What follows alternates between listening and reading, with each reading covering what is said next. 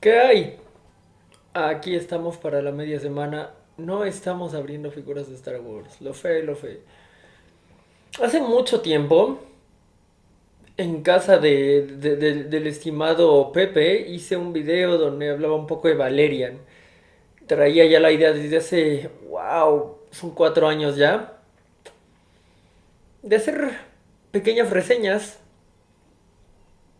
Y estaba defendiendo Valerian, lo recuerdo bien. Salió un meme que me dio mucha risa de, oh Dios mío, a mí me gustó mucho esa película, no deben saber nunca lo mucho que me gustó. Decidí empezar con ese meme la reseña. Hay películas que se pueden defender bastante mejor que otras y hay películas que se pueden atacar bastante mejor que otras. Y eso nos trae justo aquí, a Daredevil.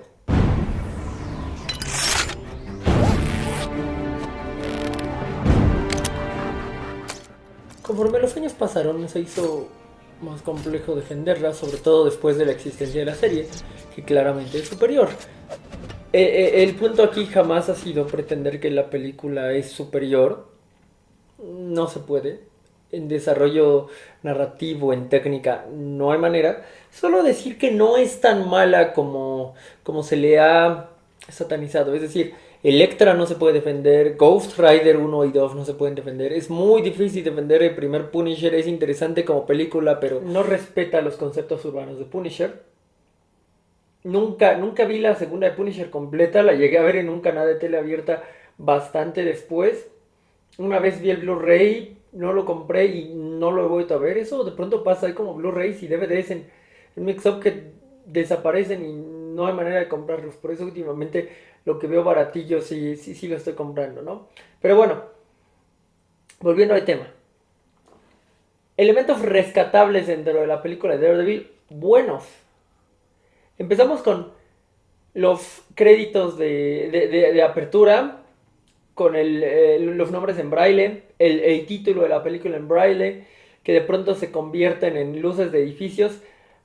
Me parece entender muy bien a Daredevil, entrar con esto, con lo urbano, con el contraste entre lo urbano y la ceguera, e integrarlo a través de estos puntos que son luces de ventanas y que al mismo tiempo dicen en braille los nombres de los actores y el título de la película.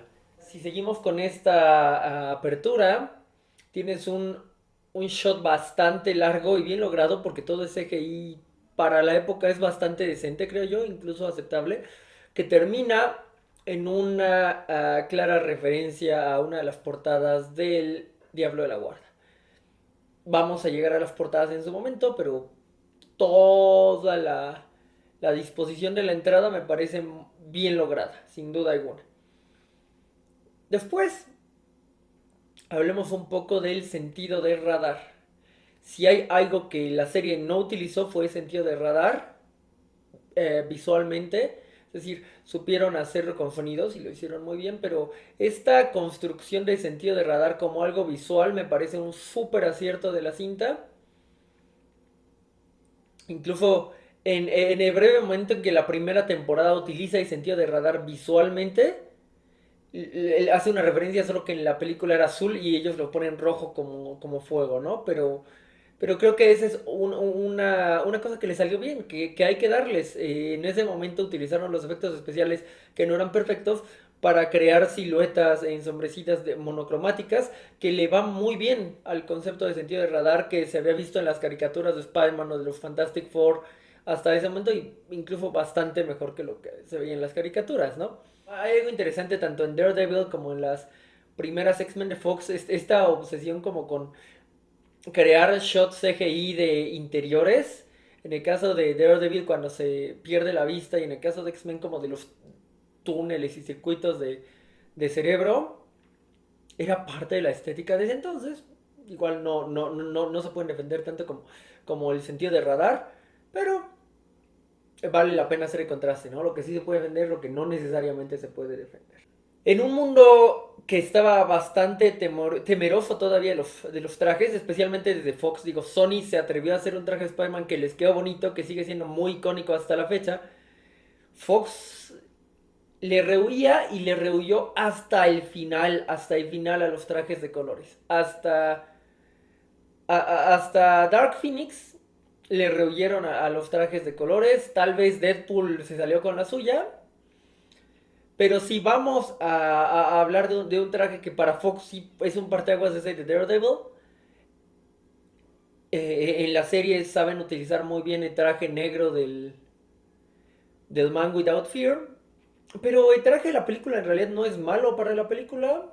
Funciona dentro de la estética de Fox, pero se atreven a meterle color rojo oscuro, el color guinda. Era necesario. Si se ven los documentales, los making ofs de Daredevil, hay un montón de presión, hay un montón de diseños que son negros y es que no, mételo rojo, mételo rojo. O sea, realmente querían que fuera negro.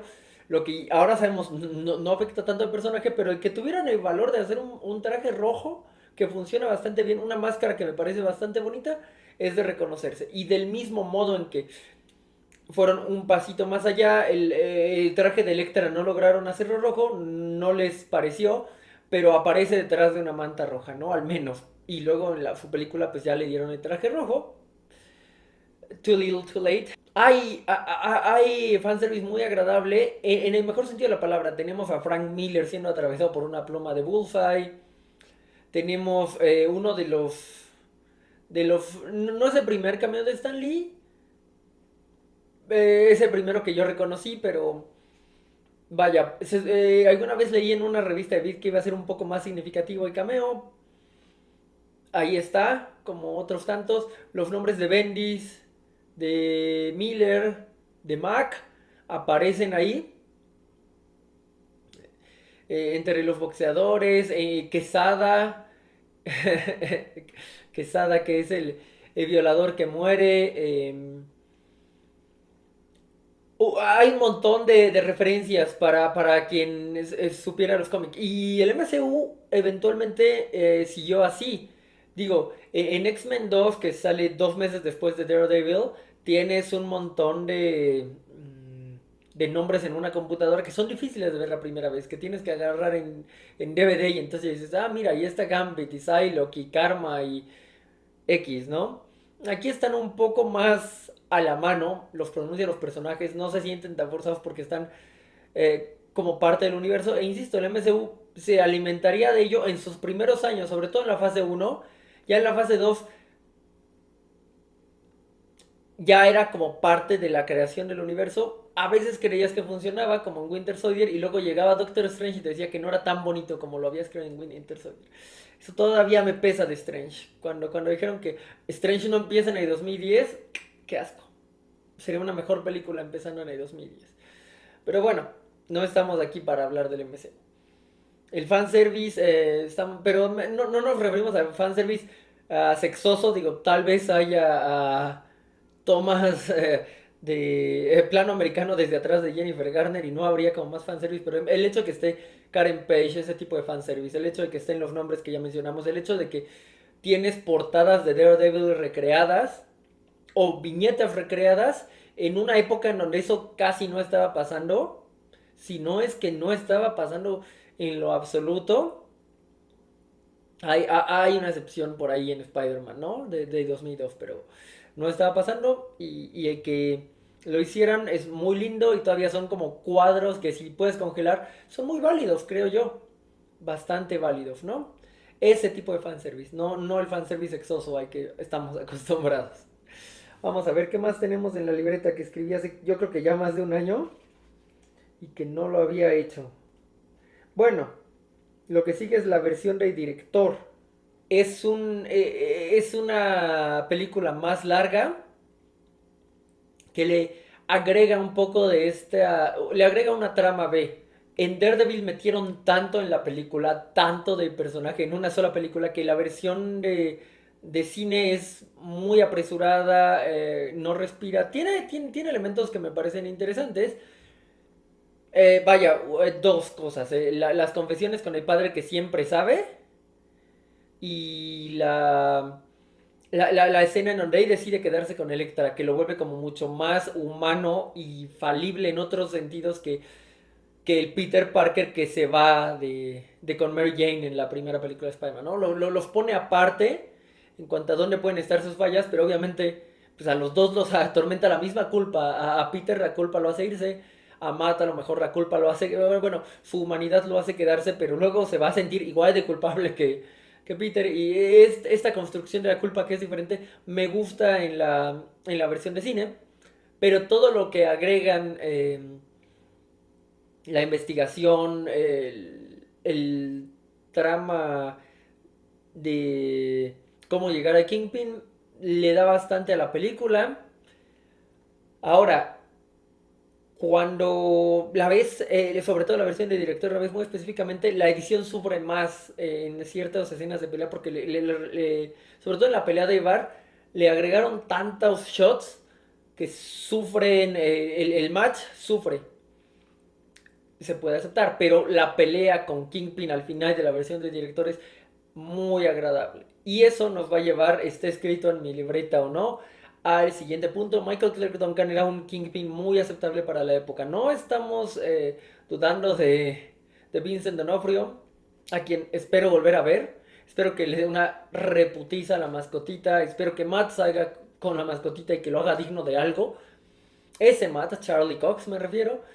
Pero en el 2003, Michael Clarke Duncan, la verdad, no sé, hace un Kingpin atemorizante y es uno de los primeros race bends, o cambio de raza en cuanto al género, el primero significativo probablemente, y no te lo cuestionas, te das cuenta que tiene la presencia y eso es lo que vendría pasando a los demás. Nunca te cuestionas a Samuel L. Jackson porque tiene la presencia, no te cuestionas a Idris Elba porque simplemente su interpretación es magistral y se siente muy integrado de un modo muy orgánico. Ya eventualmente no supieron hacerlo como tan orgánico y a veces le falla. No siempre, hay muchas cosas que funcionan bastante bien. Después de ver Far From Home, yo creo que Michelle me cae mejor que la mascotita, por ejemplo. No es Mary Jane Watson, pero Michelle me cae bien como personaje. Pero bueno, de nuevo, es este puntito que de pronto olvidamos, ¿no? Michael Clarke Duncan hace un Kingpin que da bastante miedo, que pelea bastante bien, que le da mucha fisicalidad al personaje. Y bueno, es una lástima que no haya vivido para integrarse a otras producciones de superhéroes ya dentro del MCU, ¿no? Es una verdadera lástima. Insisto, muy digno para su época. Y aunque no le estamos quitando nada a Vincent D'Onofrio, es muy digno para su momento. Y es, supongo que creíble dentro del concepto del Bronx. Esta escena donde Alicia Weasley, vete, me lo voy a reventar. Pues ya va dañado Matt, pero... Y él le dice, me habría encantado pelear contigo en tu prima. Eh, Gran línea, me gusta mucho esa pelea. Vamos a ver qué más tenemos por aquí. Sí, efectivamente, después de la versión de director teníamos a Michael Clarke Duncan. Básicamente dos cosas más que no he mencionado. La primera depende de la versión de cine. En la versión de cine tenemos la primera escena post créditos en una película de superhéroes. La primera escena post créditos en una película de superhéroes. Esto que es una tradición que DC se ha agarrado y que no le ha salido muy bien la mayoría de las veces, que Marvel afianzó desde Iron Man. Este continuará, ya acabé de contarle la historia, pero queda el gancho de la otra, una otra que nunca llegó. Funciona bastante cool. Primera escena post créditos, insisto. Es Bullseye, por cierto, en caso de es Bullseye vivo y todavía con su habilidad a pesar de que está virtualmente destruido, ¿no? En la versión de director reintroduce en el diálogo final entre Matt y Ben Urich, pero en la versión de cine es la primera escena post créditos y creo que eso es importante, dárselo ahí, ¿no? No estaría en X-Men 2, ojalá X-Men 2 hubiera tenido algo. Finalmente, dos cosas. Primero, la construcción de Matt como un superhéroe cerca del límite moral, que ya, a veces ya lo cruzó. No es que en los cómics siempre lo haya cruzado, alguna vez lo cruzó, pero este punto a donde Spider-Man no puede ir, se permitieron ir a él con Daredevil, ¿no? Y el mundo es un mejor lugar por ello. Tienes a un héroe con el que no es tan fácil empatizar, que no es necesariamente tan colorido y cuya victoria es bastante amarga. Se salva él mismo, claro, sí, se salva moralmente, eso es interesante, salva su principio ético. Pierde a Electra y pierde a Electra de un modo bastante diferente de Peter, no la pierde porque lo elija, la pierde porque no logra salvarla, porque no es suficiente. Y ese es como el gran dilema de Gwen en el Peter de los cómics. Bueno, aquí llegó primero para Matt, lo que de nuevo le da capas al personaje, capas interesantes de los límites de lo que puede hacer un hombre o no puede hacer un hombre. Sí, no se tardaría nada en hacerlo mucho mejor dos veces, pero es importante decir que, bueno, esta piedrita de construcción está aquí. Y en el mismo sentido en que es una piedra de construcción hacia héroes más complejos, también es correcto decir que su proceso de producción, de que nos hemos quejado bastante, acaba haciéndole favorable en modos que a pocas otras películas. Sí tenía un soundtrack atascado, igual que Spider-Man 1, igual que Spider-Man 2, pero creo que le funciona porque dentro del mismo universo te hacen ver que es este soundtrack atascado que tú percibes desde fuera extradiegéticamente es parecido a lo que Matt clava para tratar de ahogar los otros impulsos auditivos externos, ¿no? Tiene una escena que se dedica a eso. Y eso acaba haciendo funcionar el soundtrack de modos que ninguna otra cinta ha aprovechado. Venom se siente como una película de la década anterior precisamente porque tiene un soundtrack muy similar, tiene un feeling muy de 2006 y ese feeling de 2006 proviene de Daredevil, proviene de la primera Spider-Man, proviene de la primera Fantastic Four, ¿no? Ahí sí, esa primera Fantastic Four mucho menos salvable, salvo porque entendió que no tenía que matar al villano, pero nada más por eso. Birds of Prey no aprendió la lección de Fantastic Four, por cierto, o la de X-Men. En Spider-Man les funcionó porque estaban tirando todo rápido, pero en la tercera película ya les pesó. Y creo que aquí se queda. En que no se puede decir que la película quede mejor para que la serie. No hay manera. Desde la construcción, desde el todo, no hay manera. Lo que digo es que es favorable, que a veces yo disfruto de mirarla cuando la pasan en el 7. No es tan problemática. Recuerdo mucho una vez que estaba en una plaza comercial y mientras comía tenían como el 7 y disfruté mucho comer viendo la película. Entonces, aquí está esta defensa un poco desesperada de Daredevil. Sigue siendo una película que me gusta, que a final de cuentas es importante dentro de mi lista de películas, dentro del modo en que percibo a los héroes o lo que puede ser un superhéroe. Y tiene sus tributos dentro de las cosas que he hecho aquí y allá y allá, ¿no? La siguiente vez estaremos hablando de más Star Wars mientras descajo las figuras. Voy a, primero que nada, o al final, voy a enviar un saludo a Santiago utilizando su construcción de primero que nada, que me gusta bastante, lo hace bastante original. Lamento la repetición cacofónica. Y bueno, espero volver al gameplay de Spider-Man pronto. Estoy tratando de acabar un juego de Play 3. Ya estoy en los últimos dos capítulos porque pues desorden absoluto. Pero sí, espero estar ahí de nuevo en la semana y nos estaremos viendo. Si tienen algún tema de que quieran hablar, lo pueden escribir, ya saben. Será interesante si conozco algo del tema. Sin más, nos vemos en el descaje de Star Wars.